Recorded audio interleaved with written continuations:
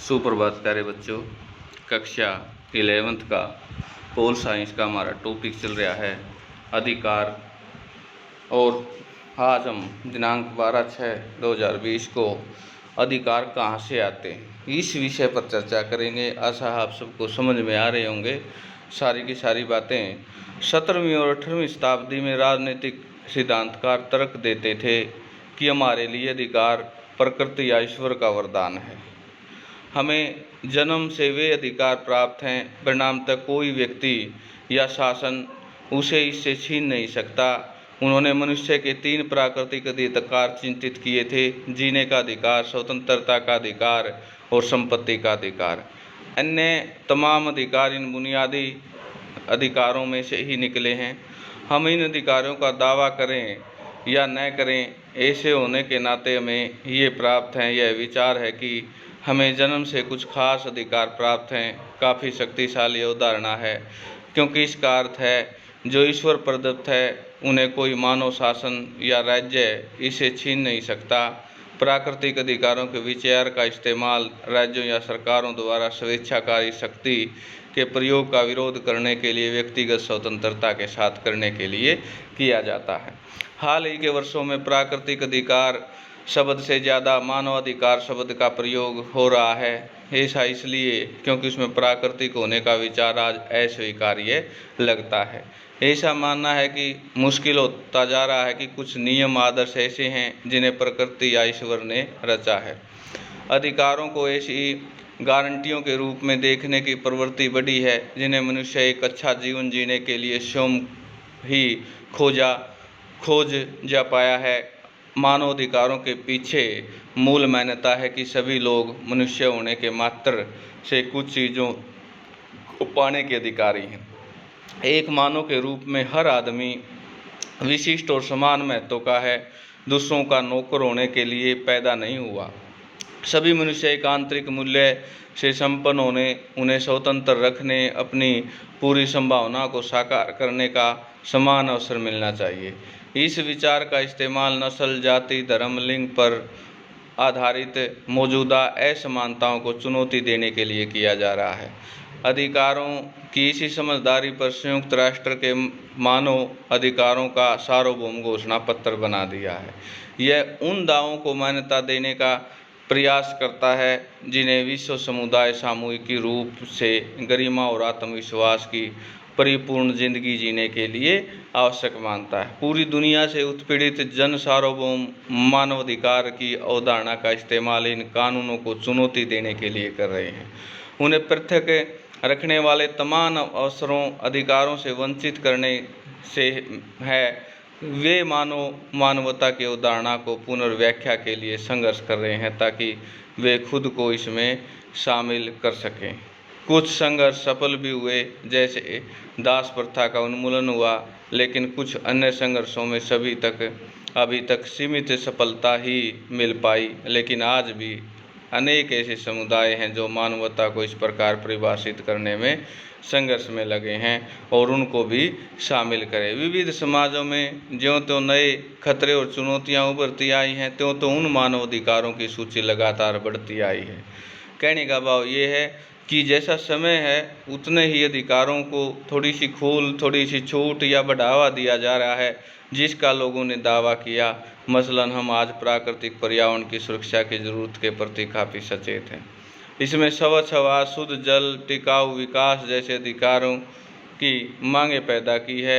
युद्ध और प्राकृतिक संकट के दौरान अनेक लोग, खासकर महिलाएं, बच्चे, बीमार जिन बदलावों को झेलते हैं उनके बारे में नई जागरूकता के, आजीविका के अधिकार, बच्चों के अधिकार और ऐसे अन्य अधिकारों की मांग भी पैदा की है। ऐसे दाव मानव गरिमा के अतिक्रमण के प्रति नैतिक आक्रोश के भाव व्यक्त करते हैं और वे समस्त मानव समुदाय के हेतु अधिकारों के प्रयोग को विस्तार के लिए लोगों में एकजुटता का आह्वान करते हैं। हमें इन दावों के विस्तार तथा प्रभावों को कम करने के लिए नहीं आंकना चाहिए। इन्हें अवसर व्यापक समर्थन हासिल होता है। आपने शायद पॉप स्टार बॉब गेलफोर्ड की और अफ्रीका के गरीबी को ख़त्म करने के लिए पश्चिमी मुल्कों की सरकारों से की गई हाल ही की अपील के बारे में सुना होगा, टीवी पे देखा भी होगा और उसे आम जनता में कितना प्रबल समर्थन हासिल है ये भी देखा होगा। यहाँ पर एक कोटेशन है, मानवीय गरिमा के बारे में कांट, हर चीज़ की कीमत होती है या गरिमा होती है। बिल्कुल सही बात है, लोगों को जीने का अधिकार है, अपनी इच्छाएं पूरी करने का अधिकार है, लेकिन वो ये नहीं है कि दूसरे का हक छीने या दूसरे की इच्छा को मारने का काम करे। जिसकी कीमत होती है उसकी जगह उसके समतुल्य कोई दूसरी चीज़ भी रखी जा सकती है। इसके विपरीत जो तमाम कीमतों के ऊपर हो, जिसका कोई समतुल्य न हो, उसकी गरिमा होती है। अन्य प्राणियों से अलग मनुष्य एक गरिमा होती है, इस कारण से वे अपने आप में बहुमूल्य है। 18वीं सदी में जर्मन दार्शनिक इमैनुएल कांट ने के लिए एक साधारण विचार का गहरा अर्थ था। इसके लिए इसका मतलब था कि हर मनुष्य की गरिमा, मनुष्य होने के नाते उसके साथ इसी से अनुकूलन बर्ताव किया जाना चाहिए। मनुष्य अशिक्षित हो सकता है, गरीब और शक्तिहीन हो सकता है, वह बेईमान और अनैतिक भी हो सकता है, फिर भी वह मनुष्य का न्यूनतम ही सही प्रतिष्ठा पाने का हकदार है। कांट के लिए लोगों के साथ गरिमा में बर्ताव करने का अर्थ और उसके साथ नैतिकता के पेश आना, यह विचार उन लोगों के लिए एक सबल था जो लोग सामाजिक ऊंच नीच के खिलाफ और मानवाधिकारों के लिए संघर्ष कर रहे थे। कांट के विचार ने अधिकार की एक नैतिक अवधारणा प्रस्तुत की। पहला, हमें दूसरों के साथ वैसा ही आचरण करना चाहिए जैसा हम अपने लिए दूसरों की अपेक्षा करते हैं। दूसरे, हमें यह निश्चित करना चाहिए कि हम दूसरों को अपनी स्वार्थ सिद्धि का साधन नहीं बनाएंगे।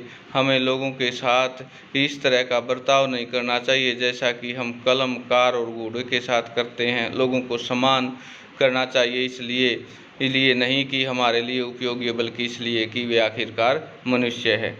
यहाँ पर 2 पिक्चर दिखाई गई हैं जिसमें दिखाया गया है कि अधिकारों के लिए क्यों आवश्यक है। मेरे पिताजी टेलीफोन लगवाने के लिए आवेदन किया, 2 महीने से ज़्यादा हो गए और अभी तक कुछ नहीं हुआ। वे क्या कर सकते हैं? जानते हो, अब हमारे पास सूचना का अधिकार है। हम जान सकते हैं कि हमारे आवेदन का क्या हुआ, हम देरी का क्या कारण है, यानी RTI लगाकर हम सूचना के अधिकार को प्राप्त कर सकते हैं। कुछ सरकारी यानी कानूनी अधिकार भी हैं जिनके बारे में हम कल चर्चा करेंगे। आज के लिए इतना। तो प्यारे बच्चों, कहने का मतलब ये है, ये जो अधिकार का जो टॉपिक चला हुआ है, इसके जो प्रश्न बनते हैं NCERT के, उनको भी, और जो साथ के साथ नोट्स बनाए गए हैं यानी आप तैयार करते हो, उनको भी अच्छी ढंग से याद करें। अधिकार क्या हैं, वे क्यों महत्वपूर्ण हैं, अधिकारों का दावा करने के लिए उपयुक्त आधार क्या हो सकते हैं, ये प्रश्न बनेगा। किन आधारों पर अधिकार अपनी प्रकृति में सार्वभौमिक माने गए हैं, ये प्रश्न बनेगा। ये 2 प्रश्न तो यहाँ से, और जो आज का हमारा टॉपिक था कि अधिकार की आवश्यकता क्यों है, यानी अधिकार क्यों आवश्यक हैं, अधिकार कहाँ से आते हैं, ये इस पर नोट्स, इस पॉइंट पर, और वो 2 प्रश्न आप सुंदर सी नोट को बुक में लिख लेंगे और इनको याद कर लेंगे। आज के लिए होमवर्क में इतना ही। आशा है जो रूटीन का काम है रोज़ाना आप कर रहे होंगे। और रही बात चेकिंग की, ऐसा प्रोसेस करेंगे कि चेकिंग की भी आपकी नोटबुक वगैरह है जो पर्सनल व्हाट्सएप नंबर पे आए, और ताकि पता चले कि आप रेगुलर काम कर रहे हैं। मेरा पर्सनल नंबर व्हाट्सएप का पता है, नहीं तो मैसेज छोड़ देता हूँ, जिससे आप अपनी चेकिंग का काम जिससे मेरे पास उससे भेजें कि पता चले कि आप काम कर रहे हैं या नहीं।